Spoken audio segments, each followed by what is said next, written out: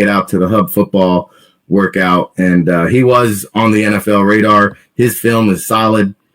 Really, probably the best player that I watched. If I watched 24 guys this morning, Akeem Cox-Cohen was the best player that I saw.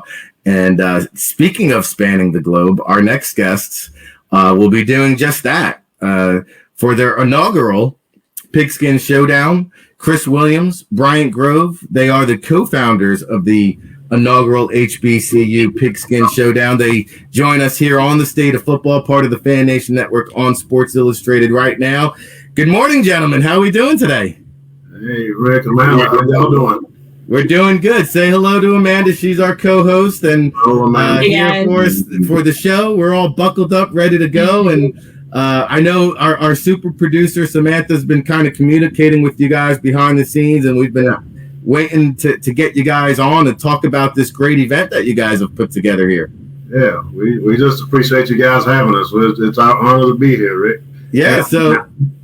So I mean, you guys are hosting this event in Selma, Alabama, which has a lot of history, and you guys are bringing the HBCU to the forefront. And, you know, I think there is a need for this in the marketplace and in the All-Star game circuit. So anybody, having been involved with All-Star games for quite a few years, I know that there's a lot of hard work and a lot of planning, a lot of details that go into producing such an event. And so let's start off with, how you guys came up with the concept, what all went into the decision-making process, and what it is you all hope to achieve. I guess we'll start off with you, Chris. Well, I mean, we came up with the concept. Coach Grove and I, we both have a background in coaching at the arena football level. I had been a head coach, and Coach worked with me as a defensive coordinator. Our last stop was in Green Bay. I actually still live here in Green Bay. I was the head coach here at the arena team here. And as we were coming out of the business, we didn't do as well as we would like to have done in Green Bay. So we were out of the business at that point. We were thinking, we had spent 20 years in arena football and really helping, and really thought we did a good job of helping kids get opportunities, get in front of NFL people. Felt like we had made some pretty good connections. So how can we start a business that still keeps us, in a space where we can still help kids, and what's that space that needs the help, right? And so we ended up jumping in there and saying, hey, the HBCU space is a space that probably could use some of the things that we're good at doing, and so we jumped in there. So about, I guess it would have been, just before the turn of the end of the year 2020, we just said, hey, let's go for it. We reached out to the city of Selma, and because Selma was on our minds, because we really wanted to make it more of a convention style of an event that could bring the administrators of HBCU into town and, celebrate African American history while we're creating this platform for the kids, and make it an annual event that these administrators would want to come and be a part of. So Selma's been really good for us and giving us good support. So that's how we end up where we are today. Outstanding stuff there. Chris Williams, Bryant Grove, co-founders of the HBCU Pigskin Showdown. And Coach Grove, I'll go over to you.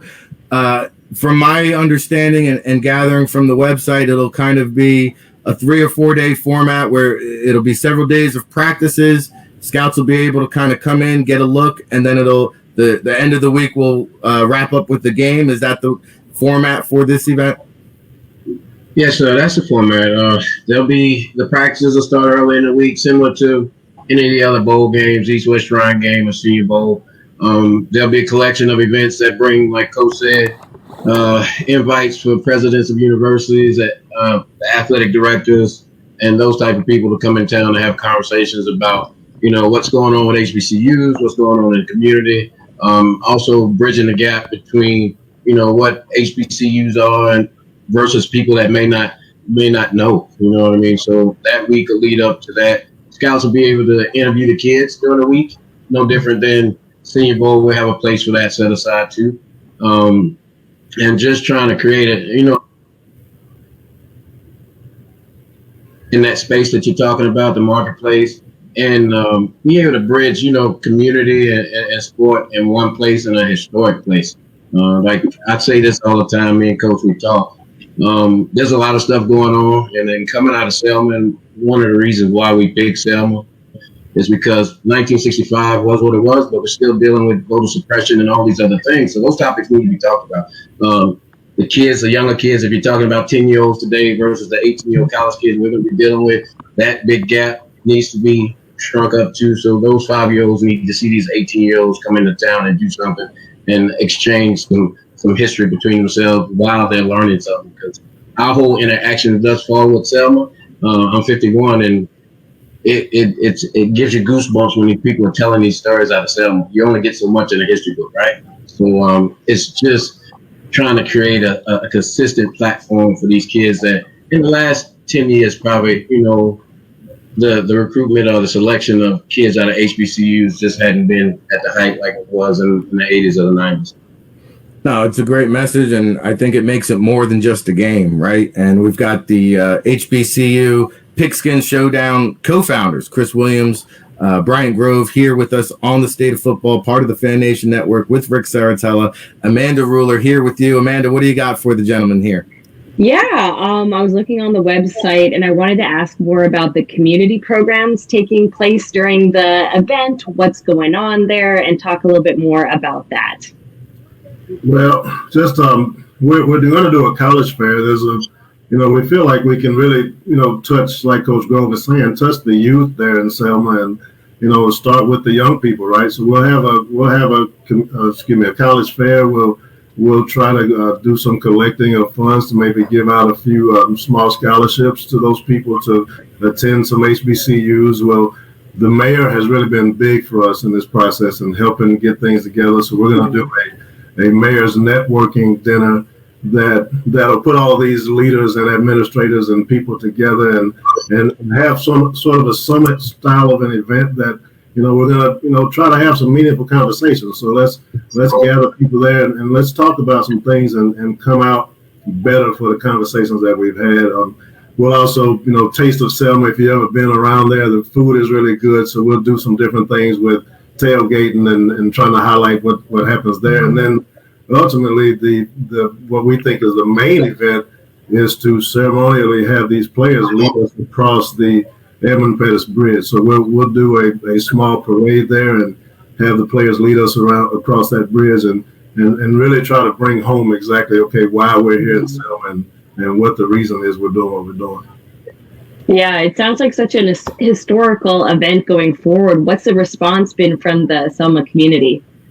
Selma's been awesome. I mean, they're just excited about the event. They're excited about seeing players that they're really excited about having these young men interact with their kids too. So they've been awesome to us. They've been gracious, and we like the fact that it's a smaller market because quite frankly that for them their entertainment, they want the entertainment value out of the event. So we just felt like that small community, you're probably going to get most of those butts in the seats, right? Because they're just looking for things to do. So they've been really supportive. Everywhere we've turned within Selma has been supportive. So we're excited about it. Awesome. Yeah, I come from a small community too, so football is life here. And I'm actually in Canada, and I think I read that you were a Montreal Alouettes regional scout. Yeah. As well. Yeah. Very cool. Absolutely. Spent some time there under Cavis Reed, so it was a good experience. Montreal is an awesome, but Canada is a wonderful place. Yeah. How about that? Awesome.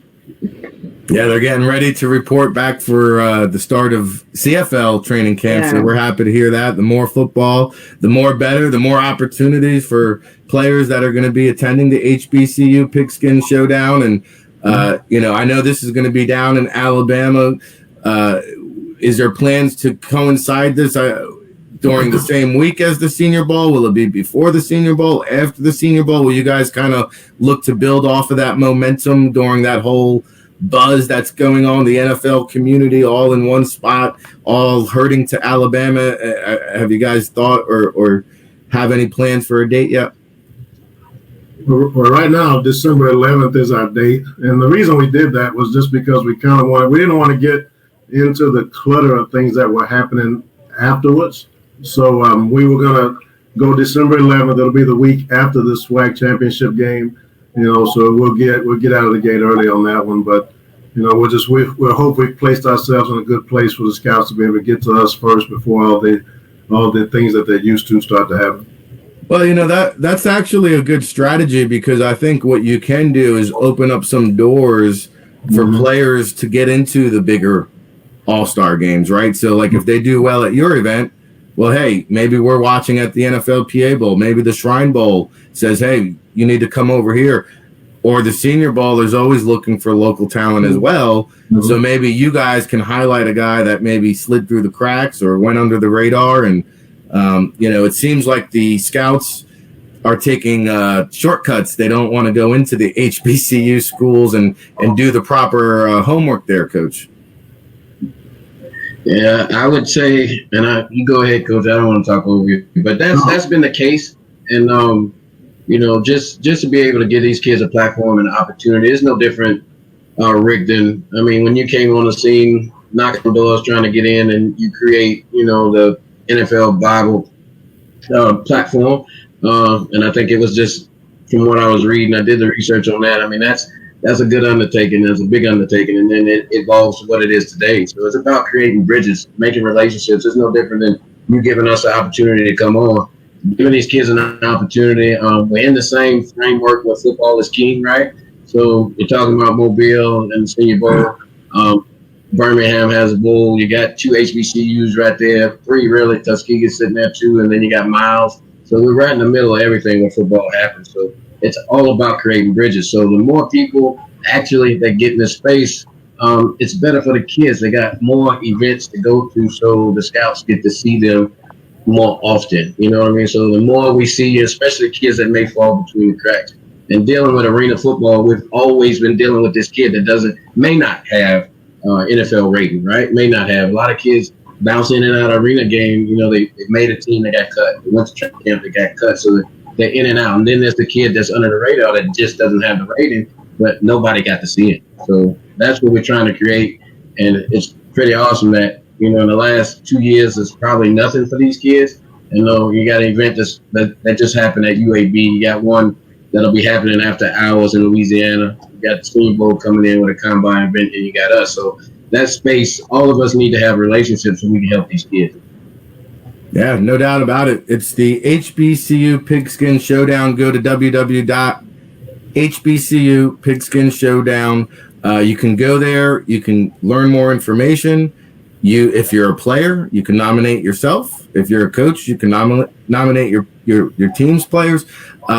What else will they find out there on the website, Chris?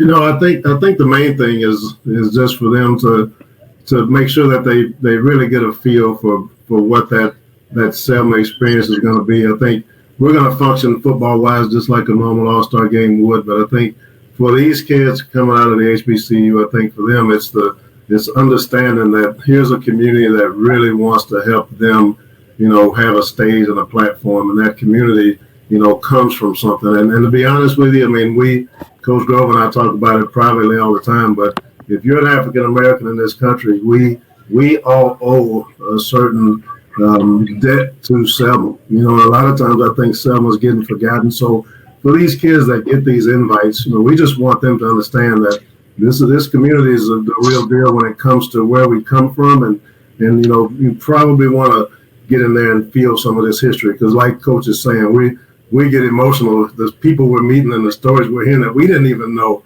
through education coming up is amazing. So football-wise, we think it's a no-brainer, but also for those other reasons for sure. Yeah, and we got longtime legendary scout Craig T. Smith in the chat room saying December 11th, perfect time to have it. Wants to know, is there any TV broadcast, any streaming set up in place yet, guys? Will people be able to watch this from home, or where are we at in that process? We're gonna broadcast the game on HBCUGo.tv. Felt like that was a good match for us coming out of the gate. They've got a really good platform. Actually, the network was created by former BET executives, and they want to really, try to boost this HBCU, thought process in people's minds. So we thought partnering with them would be really good. They got a really good following, so I think that'll that'll be a good place for us to get started and get things going. All right, great stuff. So we're breaking news here. December 11th, we got a date. HBCUGo.com, you said, is the streaming network. So we're getting details out to the masses on the State of Football, part of the Fan Nation Network, on Sports Illustrated. Amanda, you got anything here before we let Coach Chris and Coach Bryant go here? Yeah, I see this as your passion project in both of you guys, and it's amazing to see. We need more people that are passionate about this sport and what you guys are doing and growing that aspect, and I just love it. I love it from someone that loves football, and you guys are doing great. I just wanted to say that. And yeah, it's awesome. Thanks for saying that. That means a lot, for sure. We appreciate it. Hey, Mr. Gentlemen, I got one thing for Amanda. Now, I did see, and I looked at your history of this. Now, we're going to have a football camp during this week, and it's not going to exclude women.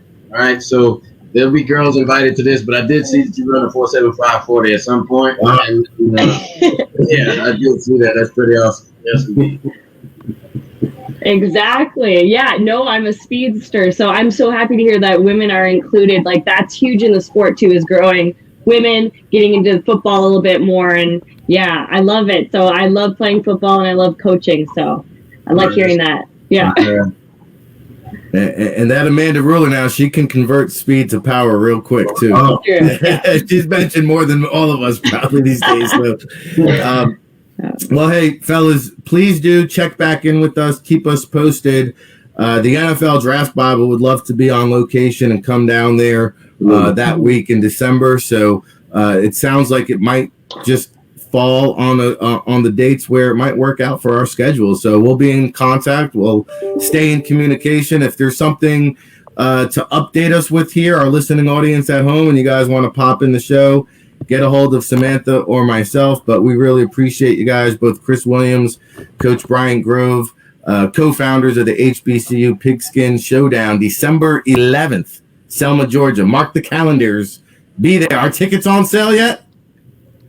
Tickets will be going on sale at the beginning of August. So there you go. There you go. Mm-hmm. All right, we'll have the countdown. Let the countdown begin, fellas. That's right. That's right. Hey, thank you guys very much, and we'll stay in touch. We appreciate it. Thank you, gentlemen. Congratulations, and thank you for doing what you do. Great men right there, Chris Williams and Brian Grove, and they came well prepared too. Amanda, they came with their own scouting reports on each of us. Not too many guys do that. Yeah, I noticed that. That was pretty cool. It just hits you with the facts. I love that. Just again, like, I love people that are passionate about what they do, no matter what that is, and they certainly are. And I could see that in just them talking. I was getting excited. Like, I want to come down and watch it now. I got to experience some barbecue. I've never been over there, so. Alabama's got some food now, but I think the important message here is that the great game of football provides us opportunities and platforms to educate and teach and really raise awareness, and that's what these guys are doing. So shout out to them, Chris Williams, Bryant Grove, big shout out, and the historically black colleges and universities. They haven't really fared well with the recent NFL draft success. Like, if you see the numbers, and it's really, HBCUs, small schools in general, FCS, I feel like, especially when COVID hit, it's like, hey, access is limited. And so if they got to pick and choose spots, the scouts are going to gravitate and be magnets to the Power Five. And then it's like, hey, you saw Deion Sanders come out and say, hey, he's in fact actually staging a showcase this week, I believe, where he's got like 8 former teammates from the NFL. Like, Terrell Owens is coming down, and all these guys are doing like a Jackson State recruitment camp or something. And he's got like 8 different former NFL guys coming down this week down there at Jackson State. Deion's going to recruit now over there at Jackson State and kind of help. I think he's already raised the profile of the HBCUs just by his presence, by him not being scared to speak how he feels. And whether you agree with prime time or not, people are paying attention, right? No, that's what counts is speak your mind. Whatever you're thinking, just get it out there in the open. And I'm glad that he did, and he's making a difference in what he's doing. All right, so December 11th, we have it circled on the calendars now. That ride down there to Alabama is not too bad. Anything east of the Mississippi, I prefer to drive. I'm not a big flying guy, Amanda. I'll have to fly there. Yeah, you will have to fly in from Regina, Canada there. But, I don't always get to drive. Like San Diego is the one I got to fly, right? I'd be in trouble if I try to pull off the drive on that one. I'd be making a lot of pit stops. I'd probably be making a pit stop down to Selma, over to, DFW, up to Vegas to make a pit stop and see Tom Goodhines on my way out to San Diego. So speaking of which, I'm